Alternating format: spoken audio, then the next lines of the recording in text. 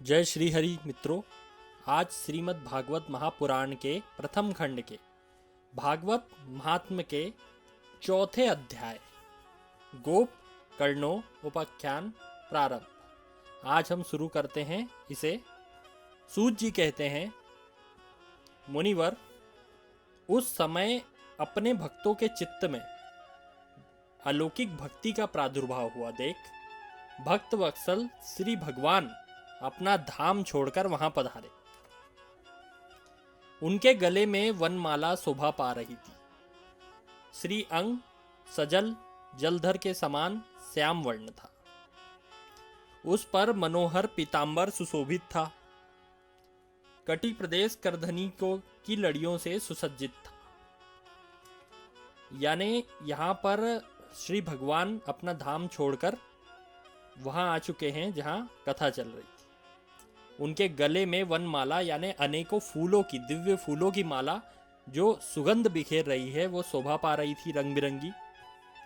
श्री अंग सजल जलधर के समान श्याम वर्ण था, अर्थात उनका जैसे एक समुद्र का नील वर्ण होता है वैसा ही उनका नीला काला सा उनका अंग था, यानी उनकी शोभा उससे चमक रही थी।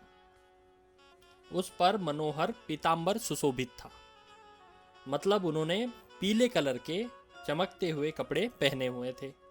कटी प्रदेश करधनी की लड़ियों से सुसज्जित था, यानी कमर में करधनी थी। सिर पर मुकुट की लटक और कानों में कुंडल की झलक देखते ही बनती थी। वे त्रिभंग ललित भाव से खड़े हुए चित्त को चुराए लेते थे। वक्ष स्थल पर कौस्तुभ मणि दमक रही थी। कौस्तुभ मणि एक दिव्य मणि है जिसे श्री नारायण बाद में श्री कृष्ण धारण करते थे अपने वक्ष स्थल पर यानी छाती पर। सारा अंग हरिचंदन से चर्चित था, यानी हरिचंदन उनके अंग पर लगा हुआ था। उस रूप की शोभा क्या कहें, उसने तो मानो करोड़ों कामदेवों की रूप माधुरी छीन ली थी, यानी अनेक कामदेव भी उनके सामने फीके पड़ रहे थे। वे परमानंद चिद्ध मूर्ति मधुराति मधुर मुरलीधर ऐसे अनुपम छवि से अपने भक्तों के निर्मल चित्तों में आविर्भूत हुए, यानी अपने इस भव्य रूप को लेकर भक्तों के चित्त में एक प्रकाश हुआ और भगवान उन्हें दिखाई पड़े। भगवान के नित्य लोक निवासी लीला परिकर उद्धव आदि वहां पर गुप्त रूप से कथा को सुनने के लिए पहले ही उपस्थित थे। प्रभु के प्रकट होते ही चारों ओर जय हो की ध्वनि होने लगी। भक्ति रस का अद्भुत प्रवाह होने लगा। लोग अबीर गुलाल और पुष्पों की वर्षा करने लगे तथा शंखनाद होने लगे। उस सभा में जो लोग बैठे थे वे अपने ध्येय गेह और आत्मा की कोई भी सुध ना ले रहे थे, यानी किसी को समझ में नहीं आ रहा था, उन्हें सिर्फ भगवान दिखाई दे रहे थे। उनकी ऐसी तन्मयता देखकर नारद जी कहने लगे, मुनीश्वर, आज सप्ताह श्रवण की यह बड़ी अलौकिक महिमा देखी मैंने। यहाँ तो जो बड़े मूर्ख दुष्ट पशु पक्षी भी हैं, वे भी अत्यंत निष्पाप हो गए हैं। अतः इसमें संदेह नहीं है कि कली काल में सिद्ध की जो चित्त है उसकी शुद्धि के लिए इस भागवत कथा के समान मृत्यु लोक में कोई पाप पुंज का नाश करने वाला हो ही नहीं सकता। मुनिवर, आप लोग बड़े कृपालु हैं। आपने संसार के कल्याण का विचार करके यह बहुत ही निराला मार्ग निकाला है। आप कृपया यह बताइए कि इस कथा रूप सप्ताह यज्ञ के द्वारा संसार में कौन कौन लोग पवित्र हो सकते हैं। अब आप लोग भी जरा ध्यान से सुनिए इस बात को।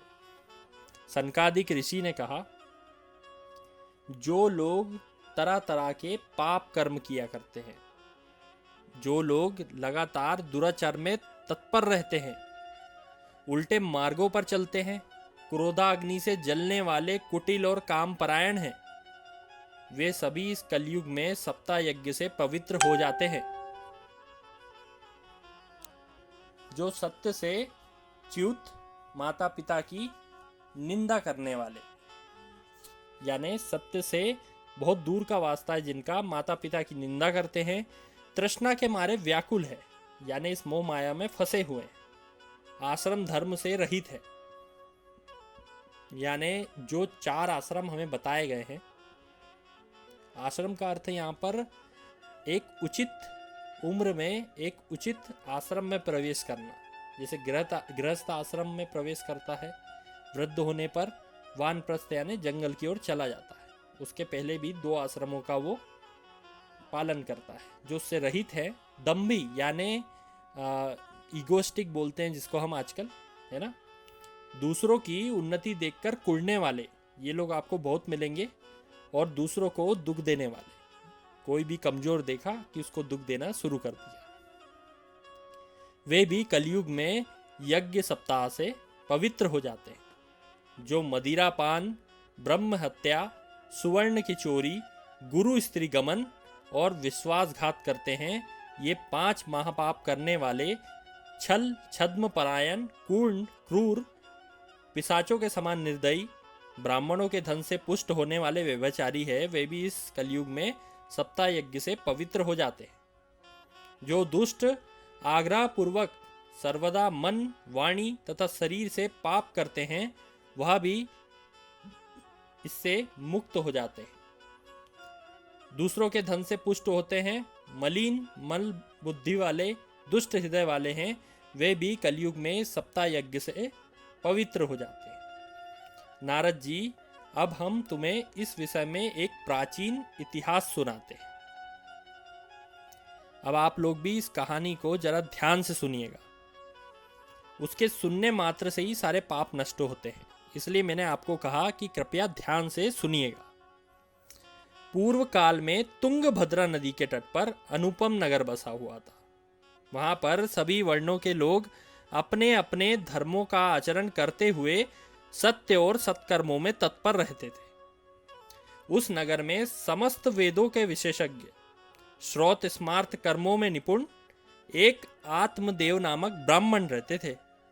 वह साक्षात दूसरे सूर्य के समान तेजस्वी थे। वह धनी होने पर भी भिक्षाजीवी था। उसकी प्यारी पत्नी धुंधुली कुलीन एवं सुंदरी होने पर भी सदा अपनी बात पर अड़ जाती थी। उसे लोगों की बात करने में सुख मिलता था। स्वभाव था क्रूर, प्रायः कुछ ना कुछ बकवास करती रहती थी।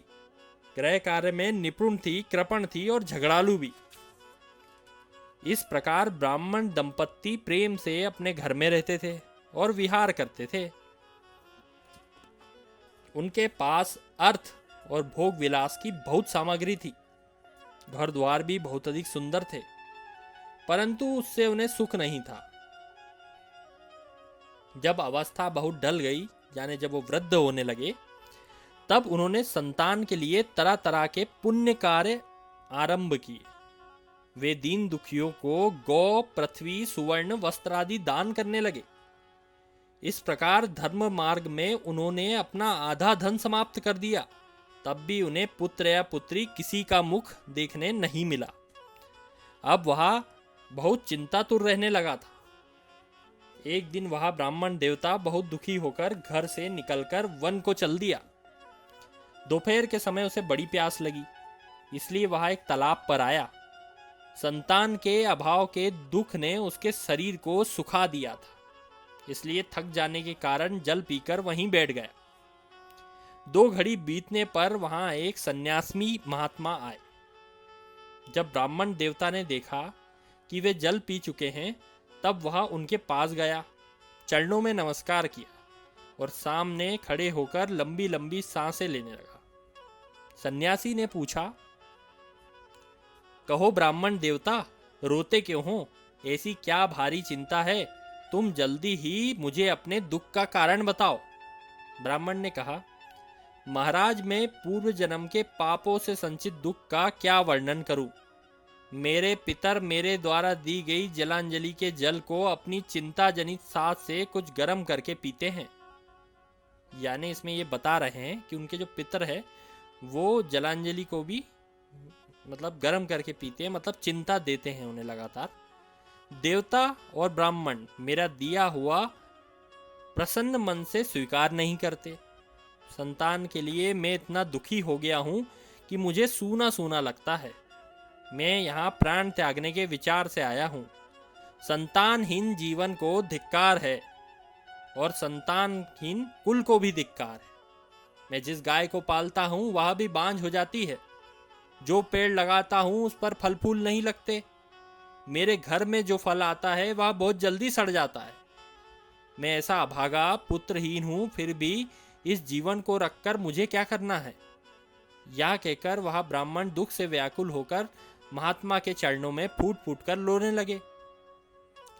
तब उन ब्राह्मण जो सन्यासी थे उनके मन में बड़ी करुणा उत्पन्न हुई। वे योगनिष्ठ थे, यानी वो योग विद्या में प्रवीण थे।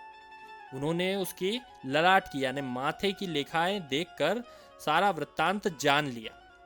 फिर उसे विस्तार पूर्वक कहने लगे। सन्यासी ने कहा, ब्राह्मण देवता, इस प्रजा प्राप्ति का मोह त्याग दो। कर्म की गति बड़ी प्रबल है। विवेक का आश्रय लेकर संसार की वासना छोड़ दो। विप्रवर, सुनो, इस समय तुम्हारा प्रारब्ध देखकर निश्चय किया है कि 7 जन्म तक तुम्हारे कोई संतान नहीं हो सकती। पूर्व में राजा सगर एवं अंग को संतान के कारण दुख भोगना पड़ा था। ब्राह्मण, अब तुम कुटुंब की आशा छोड़ दो। संन्यास में ही सभी प्रकार का सुख है। ब्राह्मण ने कहा, महात्मा जी, विवेक से मेरा क्या होगा। मुझे तो बलपूर्वक पुत्र दे दीजिए, नहीं तो मैं आपके सामने ही शोक में पड़कर प्राण त्याग दूंगा। जिसमें पुत्र स्त्री आदि का सुख नहीं है, ऐसा सन्यास तो सर्वथा निरस ही है। लोक में सरस तो पुत्र पोतादि से भरा हुआ गृहस्थ आश्रम ही है। ब्राह्मण का ऐसा आग्रह देखकर उन तपोधन ने कहा, विधाता के लेख को मिटाने का हठ करने से राजा चित्रकेतु को बड़ा दुख उठाना पड़ा था। इसलिए देव, जिसके उद्योग को कुचल देता है, उस पुरुष के समान तुम्हें भी पुत्र से सुख नहीं मिल सकेगा। तुमने तो बड़ा हठ पकड़ के रखा है और अर्थी के रूप में मेरे सामने उपस्थित हो। ऐसी दशा में मैं तुमसे क्या ही कह सकता हूँ। जब महात्मा जी ने देखा कि यह किसी प्रकार से आग्रह नहीं छोड़ रहा है, तो उन्होंने एक फल देकर कहा, तुम इसे अपनी पत्नी को खिला देना, उसे एक पुत्र होगा। तुम्हारी स्त्री को 1 साल तक सत्य, शौच, दया, दान और एक समय का अन्न खाने का नियम ही करना होगा। अगर ऐसा करेगी तो वह बालक बहुत शुद्ध बुद्धि वाला होगा। यूं कहकर वह योगीराज चले गए। ब्राह्मण घर लौट आया। उसने वह फल अपनी स्त्री के हाथ में दिया और स्वयं कहीं चला गया। उसकी स्त्री तो कुटिल स्वभाव की थी। वह रो रो कर एक सखी से कहने लगी, सखी, मुझे तो बड़ी चिंता हो रही है। मैं ये फल नहीं खाऊंगी। फल खाने से गर्भ रहेगा और पेट बढ़ जाएगा, फिर कुछ खाया पिया जाएगा नहीं। इससे मेरी शक्ति क्षीण हो जाएगी। तब घर का धंधा कैसे होगा। देववश, यदि गांव में कहीं डाकुओं का आक्रमण हो गया तो गर्भिणी स्त्री कैसे भागेगी। यदि सुखदेव जी की तरह यह गर्भ भी पेट में रह गया तो इसे बाहर कैसे निकालूंगी। प्रसव काल के समय टेढ़ा हो गया तो अपने प्राणों से हाथ धोना पड़ेगा। यूं भी प्रसव काल के समय बड़ी भयंकर पीड़ा होती है। मैं सुकुमारी भरा यह कैसे सह सकूंगी। जब मैं दुर्बल पड़ जाऊंगी तब ननद आकर घर का सारा माल मता समेट लेगी और मुझे सत्य, शौचादि नियम का पालन करना भी कठिन जान पड़ता है। जो स्त्री बच्चा जनती है उसे बच्चे के लालन पालन में बड़ा कष्ट होता है। मेरे विचार से तो वंध्या या विधवा स्त्री ही सुखी है। उसके मन में इस तरह के कुतर्क उठने से उसने फल नहीं खाया। और जब पति ने पूछा फल खा लिया तो उसने कहा, हाँ खा लिया।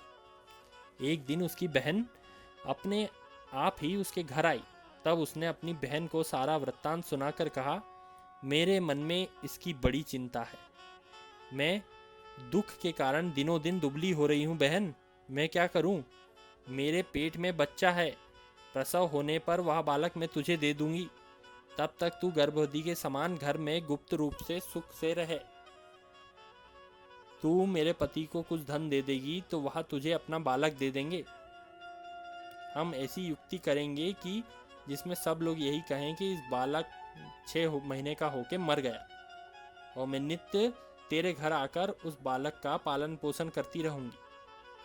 तू इस समय इसकी जांच करने के लिए यह फल गौ को खिला दे। ब्राह्मणी ने स्त्री स्वभाववश जो जो उसकी बहन ने कहा था सब वैसा ही किया। इसके पश्चात समय अनुसार जब उस स्त्री के पुत्र हुआ तब उसके पिता ने चुपचाप लाकर उसे धुंधुली को दे दिया। मतलब जो उसकी बहन थी, जब उसको पुत्र हुआ तो उसके पति ने लाकर चुपचाप धुंधुली, जो ब्राह्मण की पत्नी थी, उसे दे दिया और उसे आत्मदेव को सूचना दे दी कि मेरे सुखपूर्वक बालक हुआ है। आत्मदेव के पुत्र हुआ सुनकर सभी लोगों को बड़ा आनंद हुआ।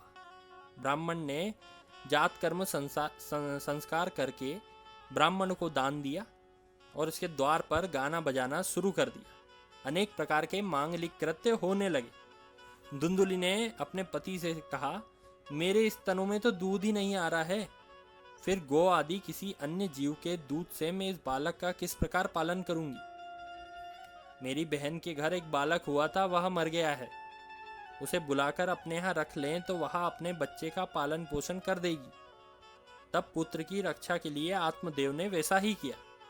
माता धुंधुली ने उस बालक का नाम धुंधकारी रखा। इसके बाद 3 महीने बीतने पर गौ के भी एक मनुष्यकार बच्चा हुआ।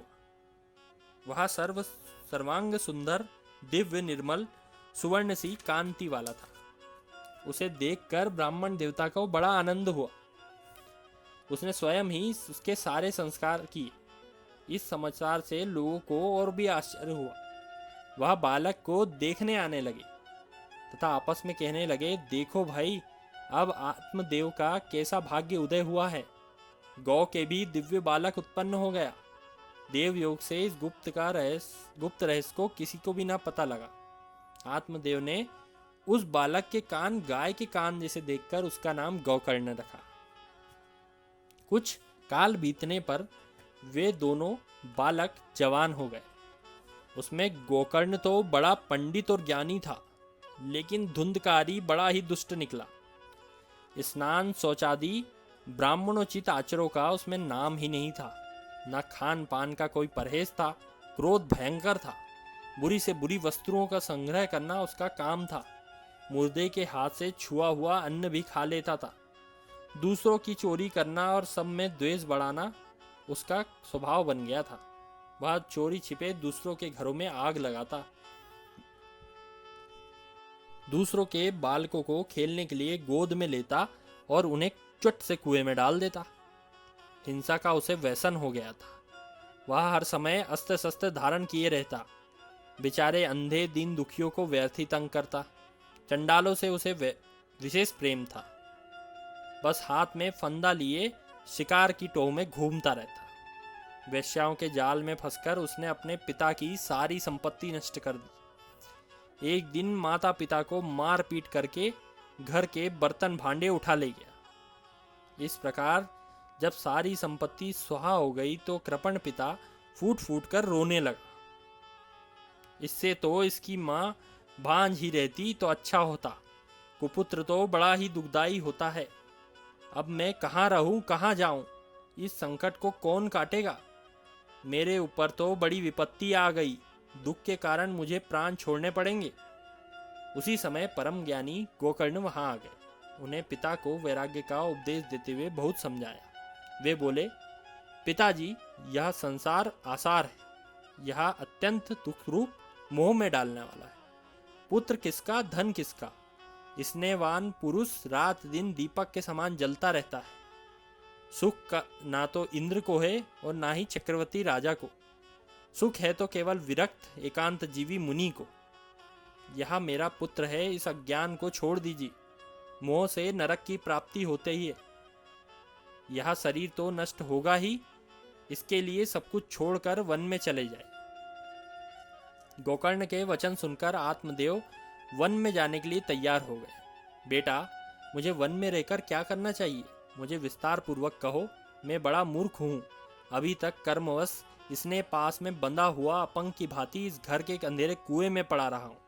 तुम बड़े कृपालु हो, दयालु हो, मेरा उद्धार करो। गोकर्ण ने कहा, पिताजी, यह शरीर हड्डी मांस रुधिर का पिंड है, इसे आप मैं मानना छोड़ दें, स्त्री पुत्र आदि को अपना कभी ना माने, इस संसार को रात दिन क्षण भंगुर देखें, इसकी किसी भी वस्तु को स्थायी समझकर उसमें राग न करें, बस एकमात्र वैराग्य के रसिक होकर भगवान की भक्ति में लगे रहें। भगवत जन ही सबसे बड़ा धर्म है, निरंतर उसी का आश्रय लिए रहें, किसी भी प्रकार के लौकिक सुख से मुख मोड़ लें, सदा साधु जनों की सेवा करें, भोगों की लालसा को अपने पास में न फटकने दें तथा दूसरों के गुण तथा दोषों पर विचार करना बंद कर दें और एकमात्र भगवान की सेवा और भगवान के कथाओं के रस का ही पान करें। इस प्रकार पुत्र की वाणी से प्रभावित होकर आत्मदेव ने घर छोड़ दिया और वन की यात्रा की। यद्यपि उसकी आयु उस समय 60 वर्ष की हो चुकी थी, फिर भी बुद्धि में पूरी दृढ़ता थी। वह रात दिन भगवान की सेवा पूजा कर्म करने लगे, नियम पूर्वक भागवत के 10वें स्कंद का पाठ करने लगे। उसने भगवान श्री कृष्ण चंद्र जी को प्राप्त कर ही लिया। इति श्री पद्म पुराणे उत्तरखंडे श्रीमद्भागवत महात्म्ये विप्र मोक्षो नाम चतुरोध्यायः।